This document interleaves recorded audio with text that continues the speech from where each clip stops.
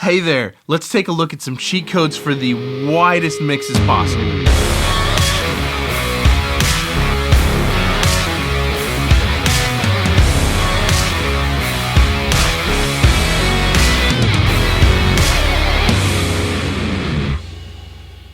And I'm sure it's happened to you just like it's happened to me a million times, that you turn on this cool song, new song, and you're just listening to it in your car, on studio monitors, earbuds or headphones, and you're just like, how in the world did they get that so wide sounding? Like, here's the speakers and it sounds like the sound's coming from out here. How did they do that? So in this video, I'm gonna talk about a bunch of techniques, a bunch of ways that you can make your mixes, your music, ultra wide without sacrificing any quality whatsoever. We're gonna talk about different things to do with synthesizers and synthesizers. Why is that a hard word to say? We're gonna talk about things to do with different guitars, things to do with percussion, things to do with delay and vocals, literally every trick that I know on how to get mixes more wider than they are now. Than they were. I don't even know what I'm saying. I should stop talking and we should just get to it. Okay, let's talk about the main driving principle behind getting things as wide as humanly possible. Now, the first thing that you want to do is you want to make sure that the two sides of the stereo spectrum are as different as humanly possible. So that's the driving force behind all of this. This is the underlying principle. How can you make what's happening on the left and what's happening on the right as different as you possibly can from each other while still sounding appropriate for whatever song that you're working on? So it's very common to double track things, to do things in stereo. In other words, play the same part twice on the guitar and pan each of them left and right, or use two different synthesizers and pan them left and right, or play two different acoustic guitar parts and pan them left and right, or have the lead vocal up the center and make the singer sing the exact same thing and pan it to the left, and the same thing again and pan it to the right. So you have a center and a left and right singing the exact same thing. These are really common production techniques, and this is where I would suggest you start, is by double tracking stuff and panning it to the left and the right. But there's a whole lot more that goes into it after you've double tracked all this stuff that I would like to talk about today. But we need to actually jump into Pro Tools and take a look at some examples that I've laid out so that way we can get a better feel for this. Before we jump into Pro Tools, I just want to talk about something real quick. There is a chance for a school of your choosing to win $20,000 worth of band equipment.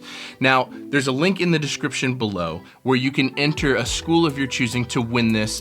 Sweetwater is doing this giveaway, $20,000 of band equipment to a school, and all you have to do is get to the link in the description below and enter your email and what school you'd like to win. Even if you're not in school, even if you don't have kids in school, please get down there and enter a school that you would like to win this, because music is such an important part of development. This is such an important, it was for me, and there's literally been studies where children that are exposed to music, that are involved in the creation of music, children that learn an instrument, go on to lead much more successful lives, go on to literally have higher IQs. I know this sounds crazy, but music plays such an important role in the development of children. It certainly did for me. So this is something that I'm really passionate about. So all you gotta do is hit the link in the description and enter your email and the school that you'd like to win. And hopefully you can get your school of choosing, even if it's just a school in your neighborhood, some new band equipment, and like bring the musical community together and help some children out. So thank you, Sweetwater, so much for sponsoring this video. There's also links down below for everything that I'm gonna show off and talk about in this video. But the big one, I'm not asking you guys to buy anything. Just get down there and put your email in and the school that you'd like to win. And I think that this is a wonderful opportunity for us to all come together in the music industry and help some people out. Thank you, Sweetwater. Okay, let's jump into Pro Tools and let's take a look at some of these techniques. Here we go. Okay, so this is just a quick drum beat and a quick synthesizer thing that I threw together. This is not meant to be an impressive production. It's not meant to do anything other than show you this principle and technique. So keep that in mind. Okay, so what I've got here is I've got a drum beat and I have got two synthesizers, but we're just gonna play one for now. We're gonna have it panned right up the center, and that sounds like this.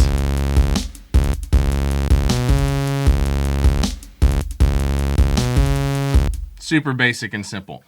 Now what I want to do here is I want to basically duplicate that. So now we've got two synths here that are the exact same settings, and they're doing the exact same thing. By the way, this is I'm using battery for the drums, Native Instruments battery, and I'm using Waves Element for the synthesizer on this one. Links in the description for both of those. When you double this, obviously it gets louder, but we have two things playing the exact same thing here, and this is what that sounds like. They're both panned hard left and hard right already.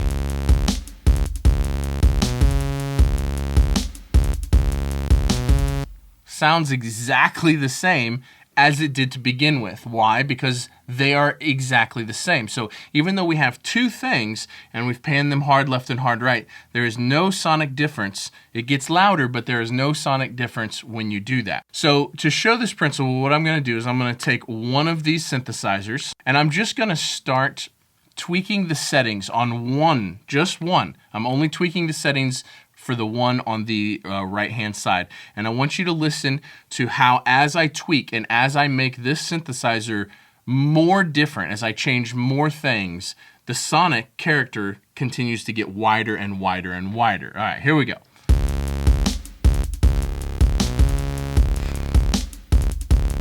Like, that's a crazy difference right there. All I did was lower one part or I just lowered one side 1 octave.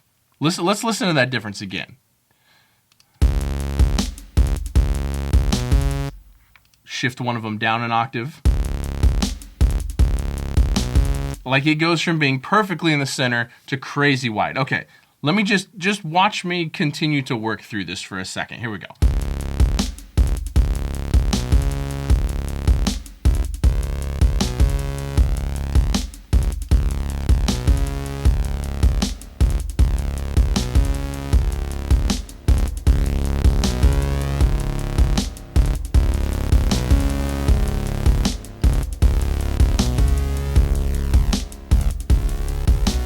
Okay, so the point that I'm trying to make is that the more things that you change, the wider it gets. So even though both of these synthesizers are playing literally the exact same part, it sounds super different and super wide than if we let's just copy this back over. Here's what it was originally.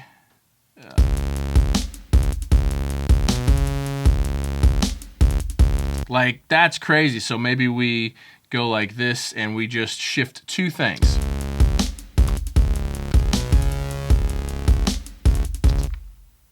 Totally wider. Okay, now another thing that you can do in this situation, since both of these synthesizers are playing the exact same part, or if you had a singer who had played or who had sung the lead vocal and the same thing panned to the left and the same thing panned to the right, and maybe you used like vocal line to like really lock them up. Maybe they're really tight. The other thing that you can do is you can start playing around with shifting stuff. So I've got my nudge here set to 10 milliseconds, and I've already got this whole synth track right here highlighted.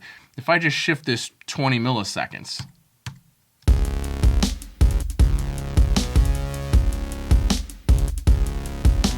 you can hear how that's a pretty crazy difference. This won't work if you just keep it exactly the same thing and like the exact same copy. That you can't duplicate something and just nudge it, because that will just introduce phase problems. It has to be a different thing altogether. But between making it sound sonically different and nudging it, this is how you would accomplish this. Let's talk about guitars. Okay, so how I would handle this with guitar is, ideally, I would come up with slightly different parts to play. Maybe I'd play open chords on one side and bar chords on the other. And then what I'm going to do is I'm going to use different guitars. So I'll use maybe this iconic guitar here on the one side, and then this iconic guitar here on the other side. And what I'm trying to do, same as the synthesizers, is I'm just trying to make this as different as I possibly can. So maybe on one side I use this guitar and this amp and that pedal through these preamps and that speaker, okay?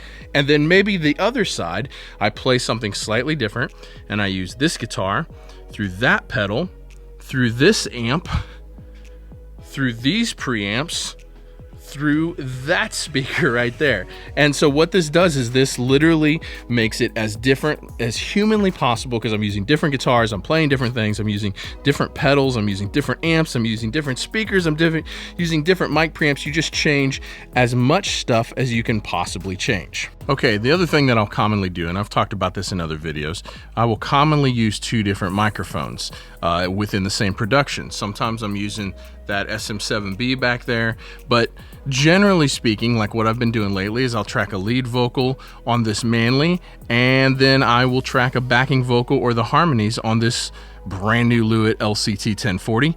I will likely have a video coming on this very soon.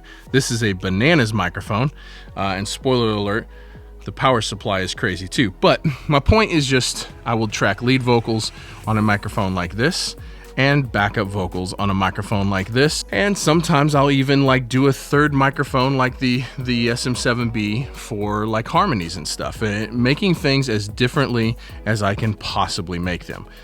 Stay tuned. If you haven't subscribed yet, make sure you subscribe. Stay tuned for the full video on this crazy microphone. So one of my favorite plugins to use for stereo width is gonna be this Brainworx EQ. Now this section right here, the stereo width, is really, really great. Now I won't be very heavy-handed with this a lot of times, but I will say don't be afraid to be heavy-handed if you think it sounds good or if it's appropriate. So I will put this on, sometimes on the mix bus, sometimes when I'm mastering, and I'll just bump it up to 115, 120% right here on this stereo width. Not usually that much, but I will use this on individual tracks. So I will commonly put this on a stereo element that's panned left and right, and I will just sometimes just rip this up to 150% or something like that, and really just get after it and make it sound as wide as possible. Bonus tip on this particular plugin, this mono maker is very cool. It's one of my favorite features about this plugin. So I will commonly put this about 150 hertz on the masters or on the mix bus, but what that does is it makes everything below that frequency mono, and it really helps solidify the low end.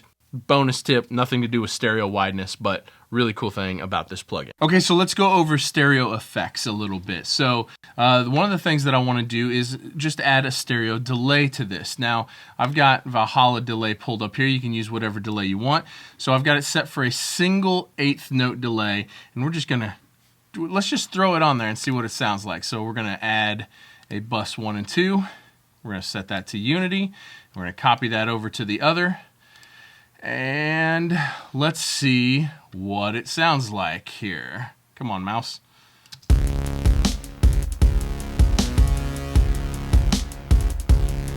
Now, if we push this spread up, listen to what happens.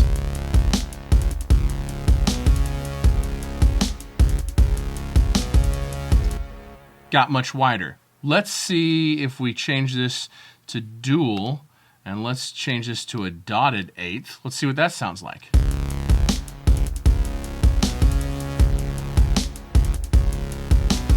Cool. Let's play around with the effects on this, and let's get some chorus and some reverb going on both of these.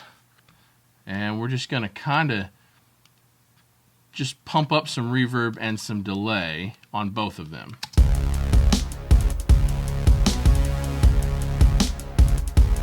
Now you can hear that everything that I add here continues to bring your ears to the sides of the mix. It makes it the impression that it is getting wider. Now, this plugin, this Brainworx plugin with the width control, let's see what happens when I add that to the delay.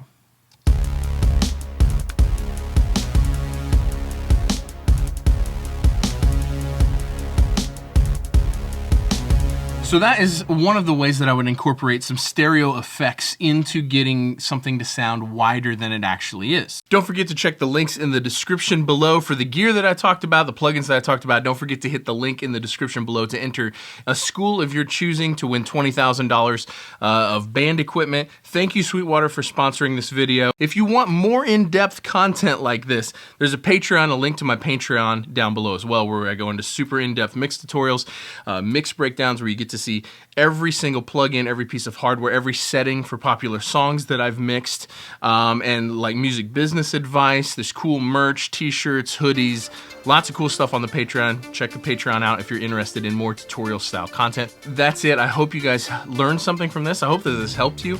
If it did, let me know in a comment down below. Subscribe, hit the bell, follow me on Instagram. Thank you guys so much for watching, and I'll see you in the next one. Peace.